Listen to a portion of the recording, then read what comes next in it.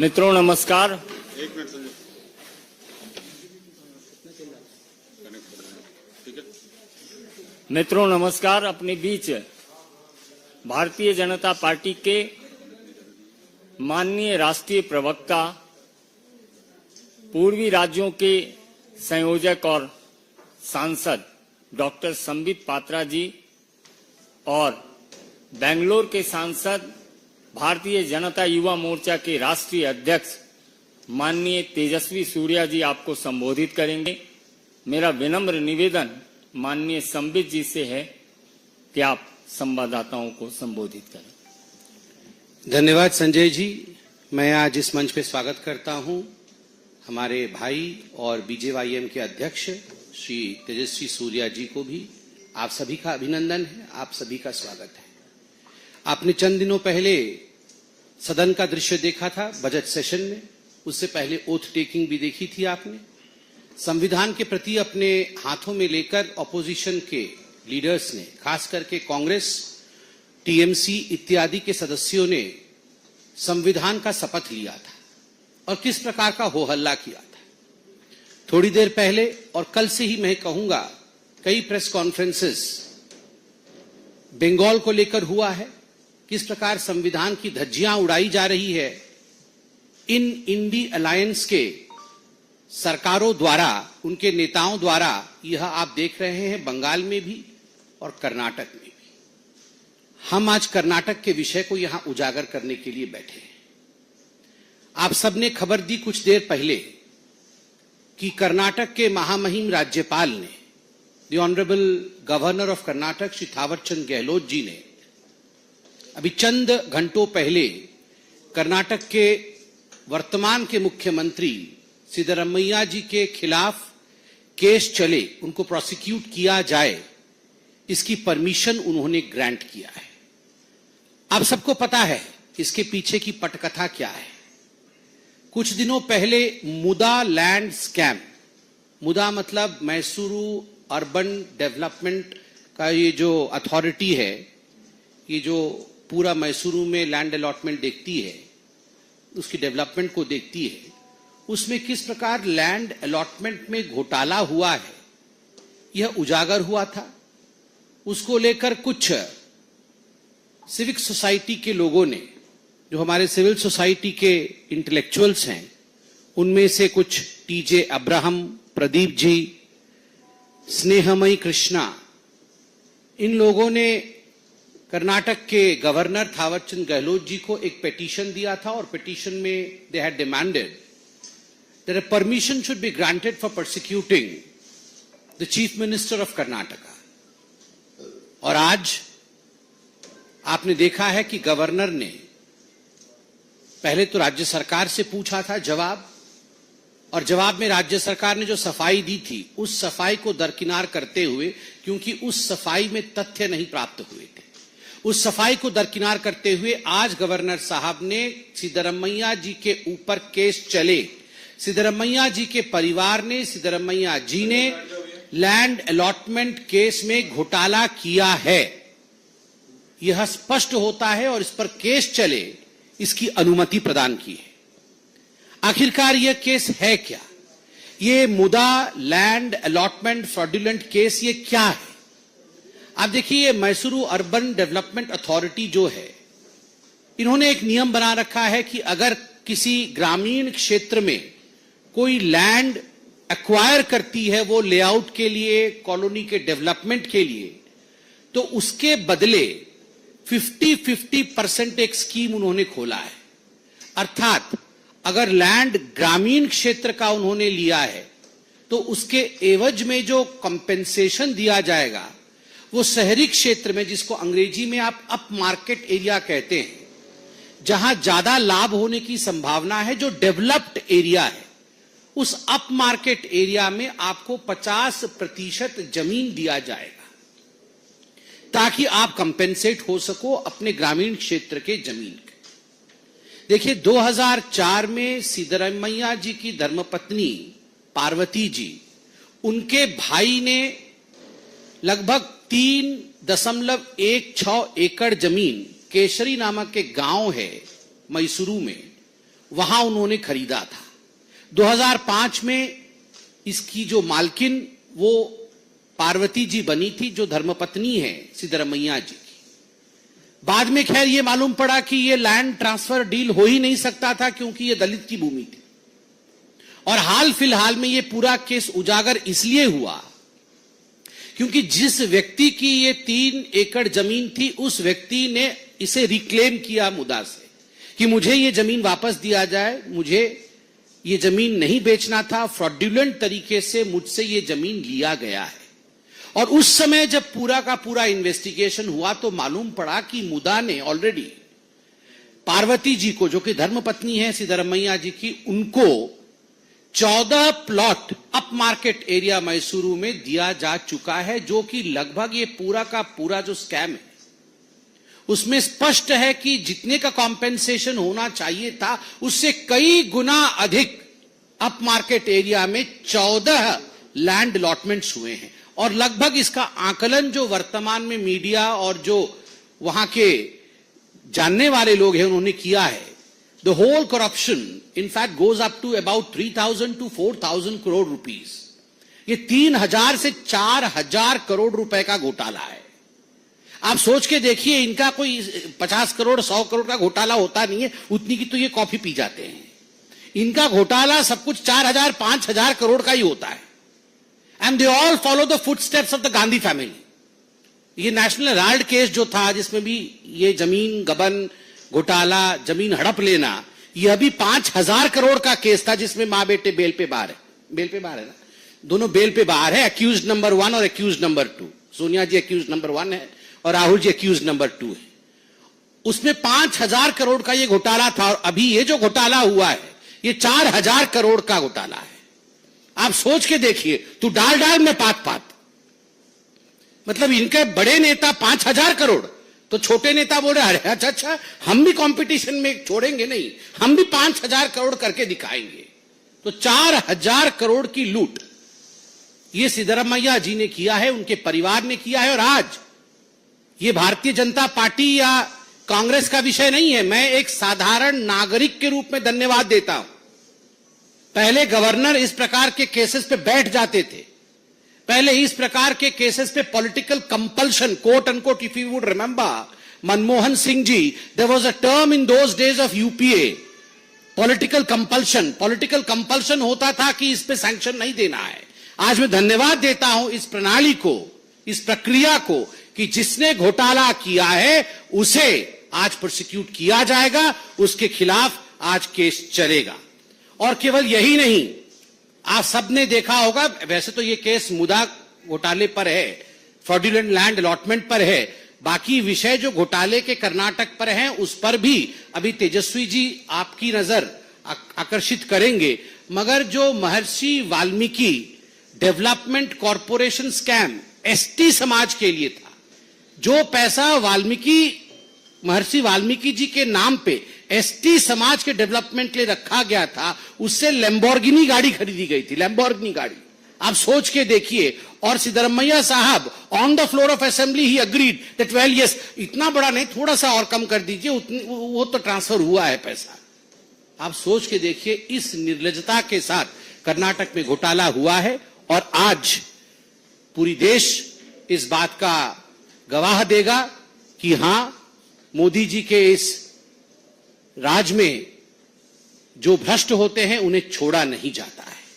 और अभी मैं टीवी में देख रहा था कि कांग्रेस के अध्यक्ष मल्लिकार्जुन खड़गे वो बेंगलुरु पहुंचे हैं और वहां नारे लग रहे हैं, गवर्नर हाय हाय के नारे लग रहे हैं। मैं तो मल्लिकार्जुन खड़गे जी से पूछना चाहूंगा, वैसे आप देख सकते हैं मैं काला बैंड भी पहन के आया हूं क्योंकि मैं डॉक्टर फ्रेटर्निटी का हूं और आज देश के तमाम डॉक्टर्स काला बैंड पहने हुए हैं, मैंने भी काला बैंड पहना हुआ है। तो मैं मल्लिकार्जुन खड़गे जी से पूछूंगा, घोटालेबाजों को बचाने के लिए तो आप बेंगलुरु चले गए, मगर कलकत्ता जाएंगे क्या? लड़की हूं, लड़ सकती हूं, प्रियंका वाड्रा ने कहा था। राहुल जी और प्रियंका जी कलकत्ता जाएंगे क्या? या घोटालेबाज सिद्धरमैया जी को बचाने के लिए आप सब बेंगलुरु जाएंगे? वैसे मुझे लगता है हमारे प्रेस कॉन्फ्रेंस के बाद आप लोग डीके शिव कुमार जी से थोड़ा ज्यादा पूछताछ करिएगा तो बहुत कुछ, वैसे आप इनफॉर्मली करिएगा। डीके शिव कुमार जी से फॉर्मली कुछ मत पूछिएगा, वो तो वही बताएंगे जो कांग्रेस बता रही है, मगर थोड़ा उनके घर जाइए, थोड़ा इनफॉर्मली चाय डीके शिव कुमार जी के साथ पीजिए, शायद कुछ तथ्य हमसे छूट गए हों तो पूरा तथ्य डीके शिव कुमार जी आपको देने में सक्षम होंगे। बहुत बहुत धन्यवाद। मेरा विनम्र निवेदन माननीय तेजस्वी सूर्या जी से है, आपको संबोधित करें। बहुत बहुत धन्यवाद संबित जी और Sanjay ji. I would like to address all of you in English and Kannada because Sambit ji has already spoken to all of us in Hindi. In a very significant development today, the Honorable Governor of Karnataka has accorded sanction for prosecution against Chief Minister Shri Siddaramaiah today regarding the allegations that he is facing in the Muda scam.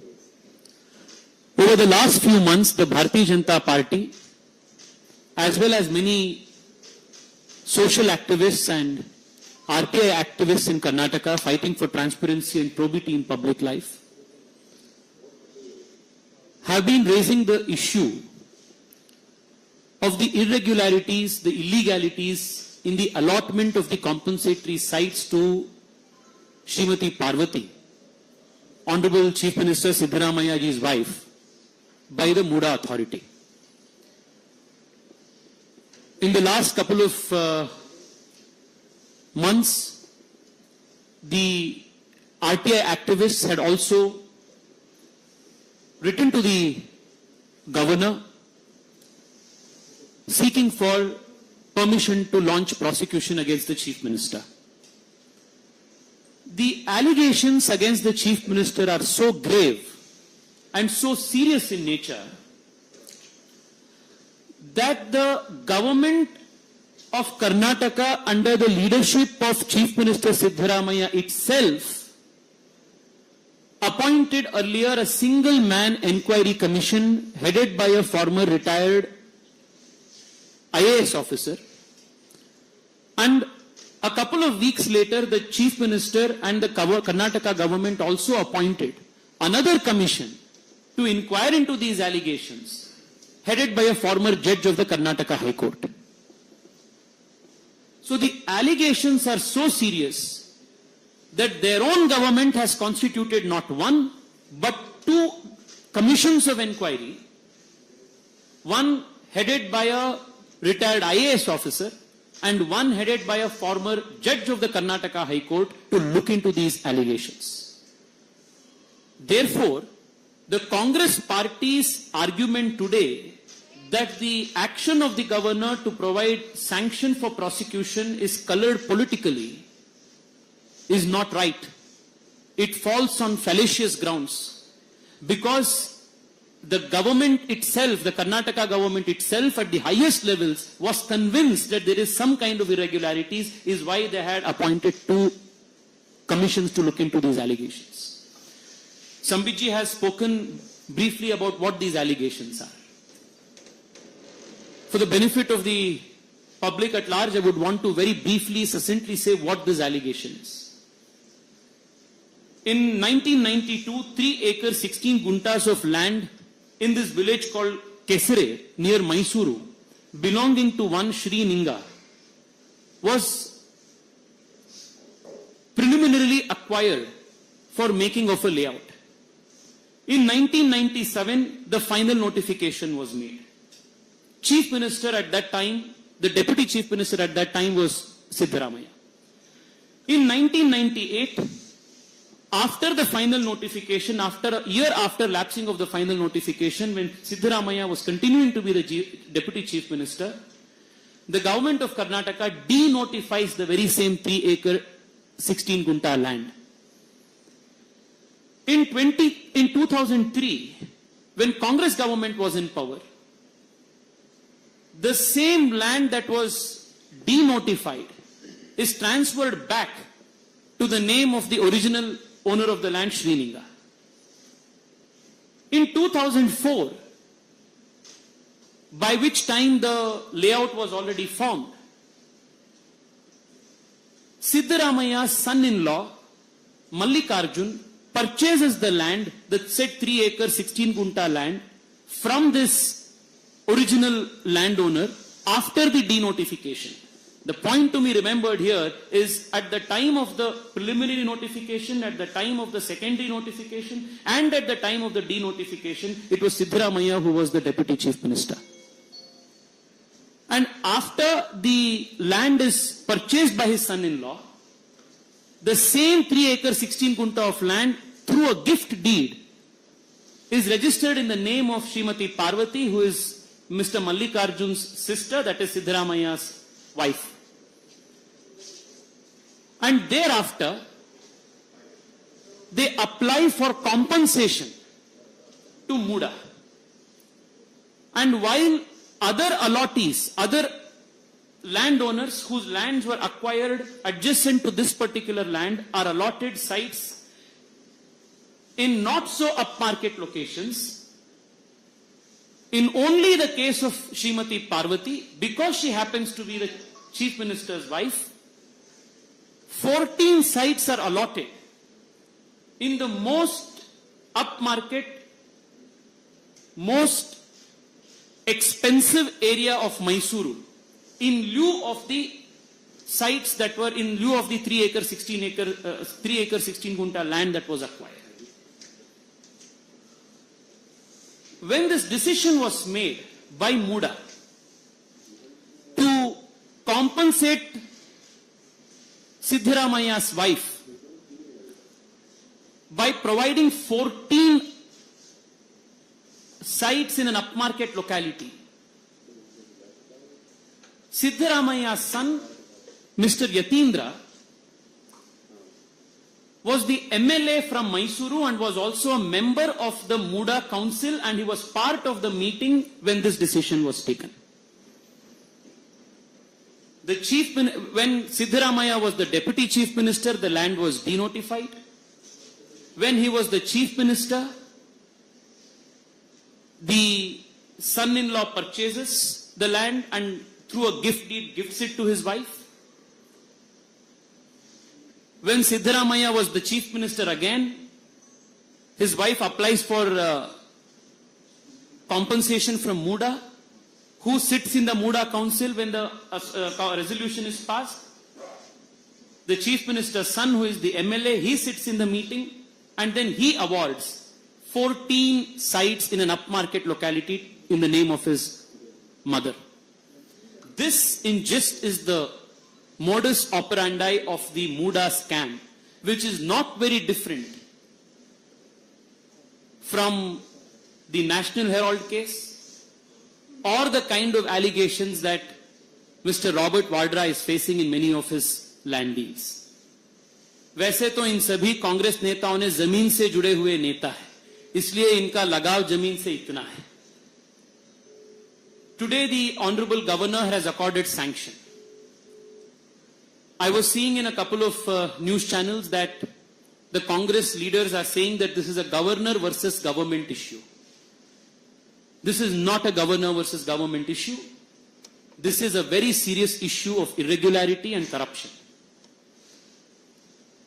The Honorable Governor has followed the due process of law. He has given show cause notice to the Chief Minister. A special cabinet was convened. The cabinet did not follow the advice of the legal precedents that were earlier given. It advised the governor to reject the prosecution naturally. The governor goes through the seriousness of the allegations, the nature of the complaint, and upon perusal of all of these things, and after due consideration of the judgments that the Supreme Court in such similar instances has given multiple times, has accorded the prosecution in this case. The Bharatiya Janata Party, Karnataka, has been demanding the resignation of Chief Minister Siddaramaiah in this very serious corruption matter. Now that the sanction has been provided, the criminal law has been set into motion. It is only natural that for an impartial probe, an independent probe, investigating agencies that report to Siddaramaiah as Chief Minister cannot be expected to function in a free and independent manner if they continue to report to him as Chief Minister. So in the interest of justice, in the interest of truth coming out, Chief Minister Siddaramaiah must take moral responsibility and forthwith resign from the position of the Chief Minister of Karnataka and make way for an impartial and independent probe. Thank you so much.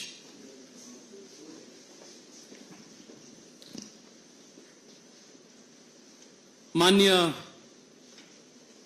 ರಾಜ್ಯಪಾಲರು ಇವತ್ತು ಮುಖ್ಯಮಂತ್ರಿ ಸಿದ್ದರಾಮಯ್ಯನವರ ವಿರುದ್ಧ ಕಾನೂನು ಕ್ರಮವನ್ನು ತೆಗೆದುಕೊಳ್ಳೋದಕ್ಕೆ ಪ್ರಾಸಿಕ್ಯೂಷನ್ಗೆ ಅನುಮತಿಯನ್ನು ನೀಡಿದ್ದಾರೆ. ಮಾನ್ಯ ಮುಖ್ಯಮಂತ್ರಿಗಳ ಮೇಲೆ ಮೂಡಾ ಹಗರಣದ ವಿಚಾರವಾಗಿ ಬಹಳ ಗಂಭೀರವಾದಂತಹ ಆರೋಪಗಳು ಕಳೆದ ತಿಂಗಳುಗಳಿಂದ ಕೇಳಿ ಬರ್ತಾ ಇತ್ತು. ಇವತ್ತು ರಾಜ್ಯಪಾಲರು ಪ್ರಾಸಿಕ್ಯೂಷನ್ಗೆ ಅನುಮತಿ ನೀಡಿರೋದ್ರಿಂದಾಗಿ ಕೆಲವೇ ದಿನಗಳಲ್ಲಿ ಮುಖ್ಯಮಂತ್ರಿಗಳ ಮೇಲೆ ಎಫ್ಐಆರ್ ದಾಖಲಾಗುವಂಥದ್ದು ಮತ್ತೆ ತನಿಖೆ ಆಗುವಂಥದ್ದು ಪ್ರಕ್ರಿಯೆ ಪ್ರಾರಂಭ ಆಗುತ್ತೆ. ಸತ್ಯಾಸತ್ಯತೆಗಳು ಹೊರಗಡೆ ಬರಬೇಕಾದ್ರೆ, ನಿಷ್ಪಕ್ಷಪಾತವಾದಂತಹ ತನಿಖೆ ಇದರಲ್ಲಿ ಆಗಬೇಕು ಅನ್ನೋದಾದ್ರೆ ಮಾನ್ಯ ಮುಖ್ಯಮಂತ್ರಿಗಳು ಅವರ ಸ್ಥಾನಕ್ಕೆ ರಾಜೀನಾಮೆ ಕೊಡಬೇಕು. ಅವರ ನೇತೃತ್ವದಲ್ಲೇ ಇರುವಂತಹ ಸರ್ಕಾರ, ಅವರಿಗೆ ರಿಪೋರ್ಟ್ ಮಾಡುವಂತಹ ತನಿಖಾ ಏಜೆನ್ಸಿಗಳ ನೇತೃತ್ವದಲ್ಲಿ ನ್ಯಾಯ ಹೊರಗಡೆ ಬರಲಿಕ್ಕೆ ಸಾಧ್ಯ ಆಗೋದಿಲ್ಲ. ಆದ್ರಿಂದ ಭಾರತೀಯ ಜನತಾ ಪಾರ್ಟಿ ಕರ್ನಾಟಕ ಮಾನ್ಯ ಮುಖ್ಯಮಂತ್ರಿಗಳ ರಾಜೀನಾಮೆಗೆ ಆಗ್ರಹವನ್ನ ಮಾಡ್ತಾ ಇದೆ. ಮಾನ್ಯ ಮುಖ್ಯಮಂತ್ರಿಗಳು ನೈತಿಕ ಹೊಣೆಗಾರಿಕೆಯನ್ನು ಹೊತ್ತು ನಿಷ್ಪಕ್ಷಪಾತವಾದಂತಹ ತನಿಖೆ ಆಗಬೇಕು, ಸತ್ಯ ಹೊರಗಡೆ ಬರಬೇಕು, ಸಮಾಜದಲ್ಲಿ ಪಾರದರ್ಶಕತೆ ಉಳಿಬೇಕು ಮತ್ತು ಮುಖ್ಯಮಂತ್ರಿ ಸ್ಥಾನದ ಘನತೆ ಉಳಿಬೇಕು ಅನ್ನುವಂತಹ ದೃಷ್ಟಿಯಿಂದ ತಕ್ಷಣದಲ್ಲಿ ರಾಜೀನಾಮೆ ಕೊಟ್ಟು ಈ ತನಿಖೆಗೆ ಸಹಕಾರ ಮಾಡಬೇಕು ಅನ್ನುವಂಥದ್ದು ನಮ್ಮ ಆಗ್ರಹ. धन्यवाद. और प्रश्न सादर आमंत्रित हैं प्रज्ञा.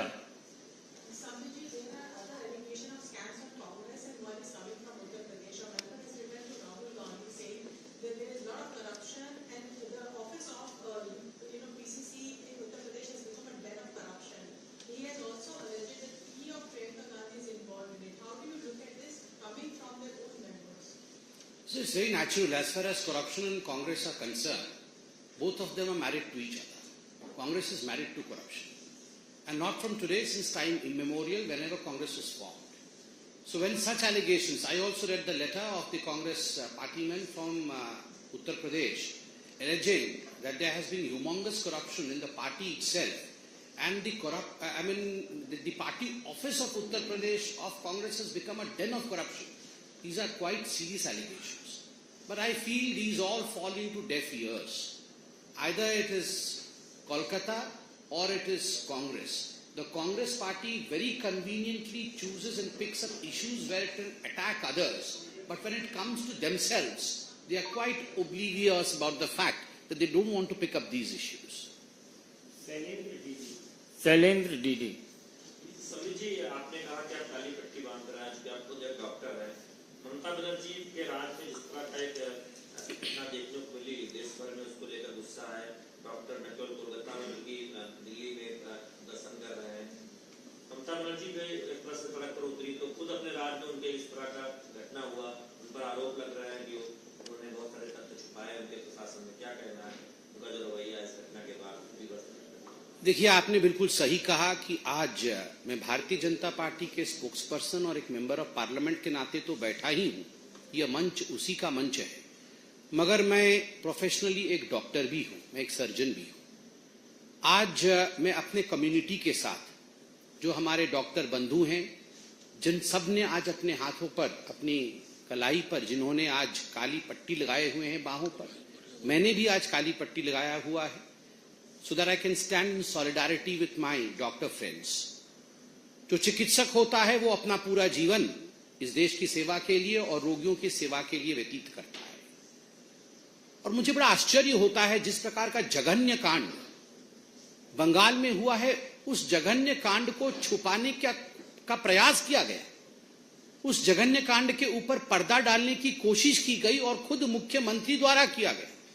मुख्यमंत्री ममता बनर्जी खुद एक महिला है, उसके बावजूद जिस प्रकार के दृश्य उभर के आए मेडिकल कॉलेज के अंदर से, वो तस्वीरें देखने से ही रूह कांप उठती है।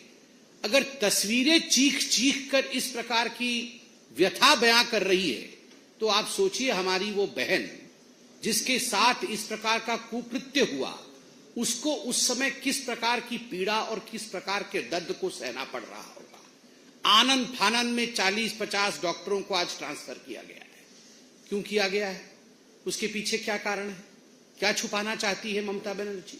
ममता बनर्जी खुद हेल्थ मिनिस्टर है, खुद होम मिनिस्टर है, खुद चीफ मिनिस्टर है, और मैंने कभी ऐसा पहले पूरे विश्व में नहीं देखा है कि जो हेल्थ मिनिस्टर है, जो होम मिनिस्टर है, जिसके हाथ में कानून के बागडोर है, जिसके अंडर में ये आरजी कर मेडिकल कॉलेज आता है, जो मुख्यमंत्री स्वयं है, वो सड़क पे प्लेकार्ड लेके उतरी है कि मुझे जस्टिस चाहिए। जस्टिस फ्रॉम हुम? प्रोटेक्शन फ्रॉम हुम? किससे जस्टिस चाहिए? किससे न्याय चाहिए? न्याय आपसे चाहिए, प्रोटेक्शन आपसे चाहिए। आपके गुंडों से, आपके दरिंदों से डॉक्टरों को और आम जनता को वहां प्रोटेक्शन की आवश्यकता है। आप प्लेकार्ड पकड़ के सड़क पे उतरकर नाटक करने से आप इस जनता को, इस जनार्दन को आप मूर्ख और बेवकूफ नहीं बना सकती। वो प्रिंसिपल किसका आदमी था? संदीप घोष। कुछ बातों के लिए प्रेस कॉन्फ्रेंस करने की आवश्यकता नहीं होती है। Sometimes things speak for themselves. उस संदीप घोष को जब जब मैं डॉक्टर के हिसाब से बोल रहा हूं, जब जब मैंने टीवी में देखा है, उसके पीछे मैंने ममता बनर्जी को खड़े हुए देखा है, साया देखा है मैंने ममता बनर्जी का। I have seen the shadow of Mamata Banerjee standing behind Sandip Ghosh. वो बोल केवल संदीप घोष के थे, वो भाव ममता बनर्जी के थे, प्रोटेक्ट करने के लिए। जो परपिट्रेटर्स ऑफ हीनियस क्राइम थे, उनको बचाने की कोशिश ममता बनर्जी कर रही है। ममता जी ध्यान रहे, हम चिकित्सक हैं, हम चिकित्सक हैं, हम चिकित्सा करते हैं, और अन्याय करेंगी तो अन्याय का चिकित्सा भी चिकित्सक कर सकता है। We can perform the surgery of injustice as well, for we are the citizen of this country. You cannot neglect us. माता पिता को फोन किया जाता है और कहा जाता है उस बच्ची के माता पिता को कि आपकी डॉटर ने सुसाइड किया है। कौन है वो पुलिस अधिकारी जिसने ये दुष्टता की है, झूठ बोलने की? किसके कहने पर ये दुष्टता हुई? माता पिता आते हैं, 3 घंटे आप बाहर खड़ा करके रखते हैं, और उसके बाद बेचारे पिता अंदर जाते हैं, दूर से ही अपने मृत बेटी के शरीर को देखते हैं, और एक फोटो लेने की अलाउ की जाती है उनको। उनकी मां को मैं सुन रहा था, 90 डिग्रीज पे उनके पैर को तोड़ा गया है, आंखों से खून निकल रहा है, कान से खून निकल रहा है, 100 चोटें आई हुई हैं। Multiple individual semen, that is what the report says. I was watching the media today. What's happening there? क्या हो रहा है वहां पर? और आप कहती हैं सवाल मत पूछो, और ट्विटर भरा पड़ा है नोटिसेस के साथ। पुलिस नोटिस पूछ रही है कि आपने ये ट्वीट क्यों कर दिया, आइए आपको हम जेल में डालेंगे। आपने ऐसा क्यों लिखा, आइए आपको हम जेल में भरेंगे। अरे पुलिस महाशय, पकड़िए पहले रेपिस्ट को, पहले खींच के उस रेपिस्ट को आप जेल के अंदर भरने की हिम्मत दिखाइए। और 7000 लोग इकट्ठे होते हैं हॉस्पिटल के सामने, और इस पुलिस को पता तक नहीं चलता है काहे की पुलिस है ये। जिस पुलिस को पता नहीं चलता है, 7000 लोग गेट के सामने इकट्ठे हो जाते हैं। और मैं वीडियो देख रहा था, उसकी तथ्यता मीडिया दिखाए, जांच करे। लोग कह रहे थे अभी इमरजेंसी का हो गया, अब हम चलते हैं जहां पे कुकृत्य हुआ था सेमिनार रूम की तरफ। क्या है ये? एविडेंस मिटाने की कोशिश हो रही है। You want to tamper with the evidences. We are there. अपनी बहन की जस्टिस के लिए, न्याय के लिए हम चिकित्सक जीवित हैं, और जब तक एक चिकित्सक जीवित है तब तक इस बहन को न्याय हम दिलाकर ही छोड़ेंगे। आज हमारी फ्रेटर्निटी एक साथ खड़ी है, और मैं धन्यवाद दूंगा लॉयर्स को। आज लॉयर्स भी हमारे साथ खड़े हैं। मैं कल कलकत्ता हाईकोर्ट के प्रोसीडिंग्स को देख रहा था। मैं धन्यवाद दूंगा जो लॉयर्स बैठे थे सामने आर्ग्यूमेंट कर रहे थे, मैं सबका नाम नहीं जानता मगर हाथ जोड़ के उन लॉयर्स का धन्यवाद दूंगा. Pertinent questions have been taken up by those lawyers. And I have seen the gesture of my lords. I have seen the gesture of the justice. They were frustrated, devastated. They have pulled up the Bengal's government. मैं धन्यवाद दूंगा justices का. Yes, you have upheld the justice of this country. This is what the Constitution of India is. केवल constitution की प्रति पकड़ने से constitution बचती नहीं है. राहुल गांधी, प्रियंका वाड्रा, मल्लिकार्जुन खड़गे और ये टीएमसी के तमाम लोग जो पार्लियामेंट में चिल्लाते हैं, आज एक डॉक्टर आपसे पूछ रहा है, सैकड़ों डॉक्टर आपसे पूछ रहे हैं, कहां हैं आप लोग, कहां हैं आप लोग, बंगाल कब जाएंगे? Thank you.